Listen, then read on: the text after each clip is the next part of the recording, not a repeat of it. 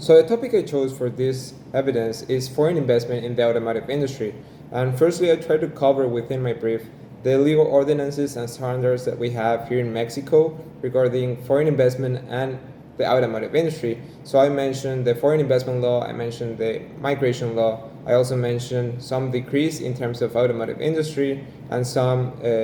quality and technical standards in terms of the automotive industry. I also mentioned the political constitution of the Mexican United States, as I thought it was really important to make it clear to my client that there are some standards, constitutional standards we have here within the country.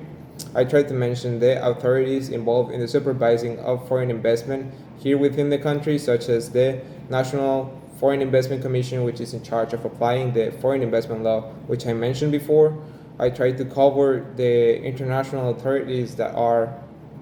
involved in foreign investment and in the automotive industry as well, such as the World Trade Organization, which supervises some of the some of the automotive industry processes and transactions within the US, which are really important because they're considered as standards internationally. I also thought it was important to mention the North American Free Trade Agreement because in its Annex 300-A, there are some really important considerations in terms of what has to be considered for my client to invest in terms of the caps within each country and some common ground agreements that have been done by all the countries that have signed this specific international treaty. I thought it was really important for my client to also know which requirements it has to meet here within the country to undergo this foreign investment in the automotive industry, from which I mentioned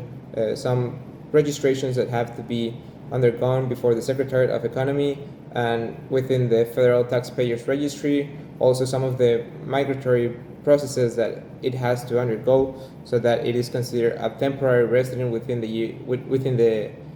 country, this within Mexico, so that it can also do this investment legally. And I thought this posed a risk mainly because there are many legal details that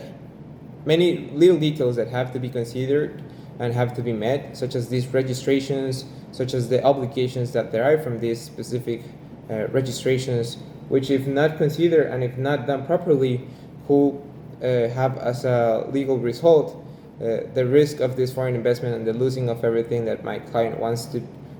do. I thought it was also really important for my client to consider the caps and the limitations within the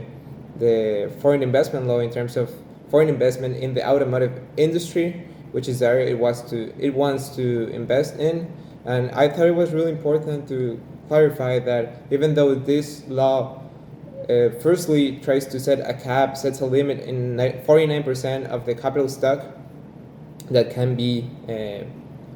foreign investment in Mexican companies, it then makes another clarification on top of that, saying that in the automotive industry, the capital stock of Mexican companies can be made up of 100% of foreign investment, which I thought was really important. And in something that, finally, I think it will be really important to consider that I mentioned some of the national quality standards, technical standards, so that my client can know in which company it wants to invest on, or if given the case it wants to invest by means of a consortium, it knows what it has to meet technically, so that this type of investment can be done legally and no obligations or no sanctions are derived from this action.